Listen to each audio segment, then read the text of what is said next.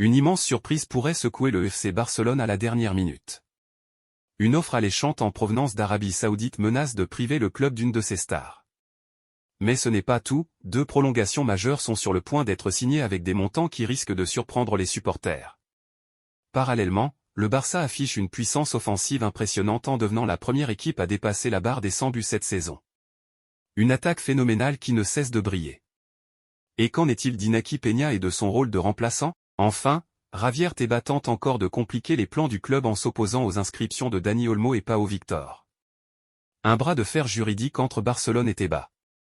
La tension entre le FC Barcelone et Javier Tebas, président de la Liga, atteint des sommets. Alors que le club a obtenu l'inscription de Dani Olmo et Pau Victor grâce à une décision conservatoire du Conseil supérieur des sports, CSD, Tebas ne semble pas prêt à céder.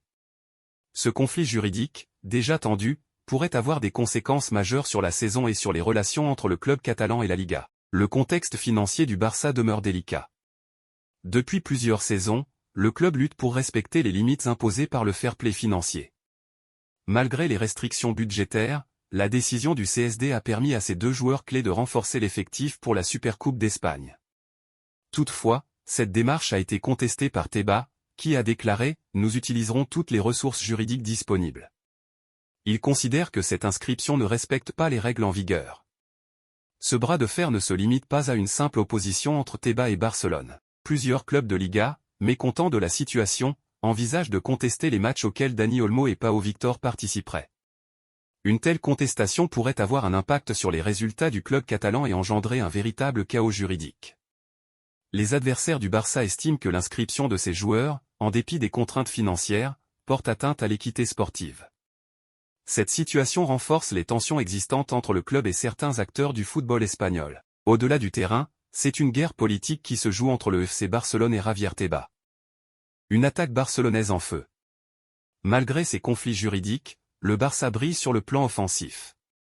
L'équipe de Hansi Flick est tout simplement la plus prolifique d'Europe cette saison, dépassant la barre des 100 buts toutes compétitions confondues. La récente victoire 7-1 face à Valence illustre cette domination. En tête d'affiche, Robert Lewandowski continue d'impressionner avec près de 30 réalisations à son actif. Il démontre qu'il est toujours l'un des meilleurs attaquants du monde.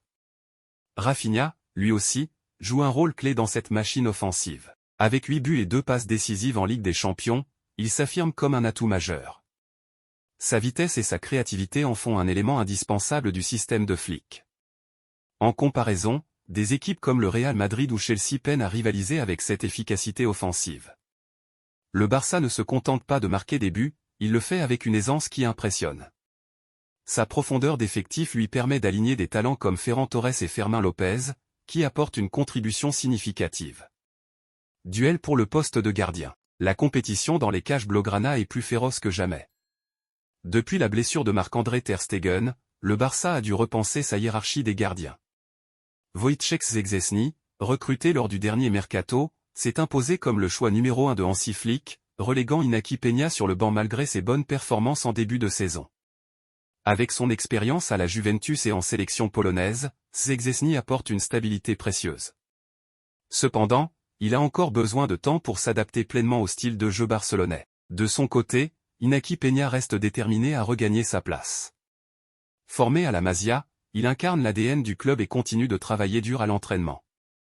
Rien n'est jamais garanti dans cette équipe, a-t-il confié en conférence de presse. Cette rivalité entre les 2 gardiens crée une émulation bénéfique pour l'équipe. Les prolongations de Gavi et Pedri, un avenir sécurisé. Les supporters blaugrana ont de quoi se réjouir. Gavi et Pedri, véritables joyaux du milieu de terrain, sont sur le point d'officialiser leur prolongation jusqu'en 2030. Gavi, 19 ans, symbolise la combativité et l'énergie du Barça. Sa clause libératoire fixée à 1 milliard d'euros témoigne de l'importance que lui accorde le club. Son style de jeu intense rappelle celui de Xavi, bien que Gavi ait sa propre identité sur le terrain. Pedri, souvent comparé à Iniesta, s'apprête lui aussi à prolonger. Son retour après une blessure a immédiatement rappelé son importance dans le système barcelonais. Son sens du jeu et sa créativité en font un élément clé du projet de Flick. Avec ces 2 prolongations, le Barça sécurise son avenir et envoie un message fort, le club veut bâtir un projet stable autour de ses jeunes talents.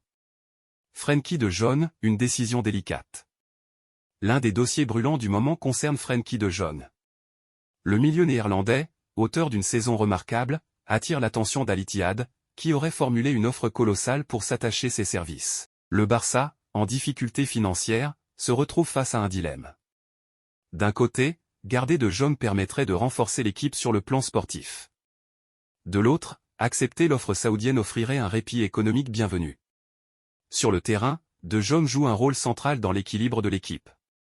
Lors de la récente victoire contre Valence, il s'est illustré en ouvrant le score dès la 2e minute.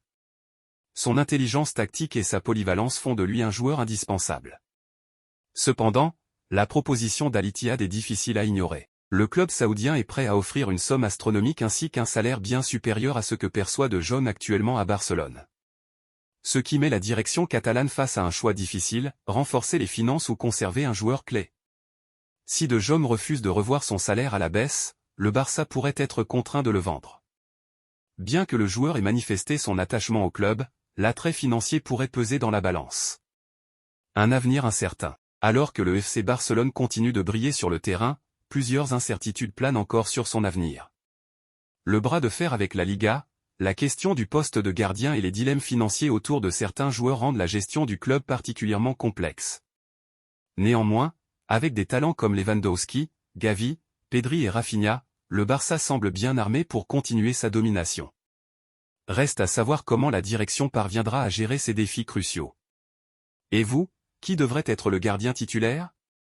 Que pensez-vous des prolongations de Gavi et Pedri? Partagez votre avis et restez connectés pour ne rien manquer de l'actualité du Barça. Donnez-moi votre avis en commentaire, n'oubliez pas de vous abonner et d'activer la cloche de notification pour ne pas rater aucune des prochaines informations du Barça.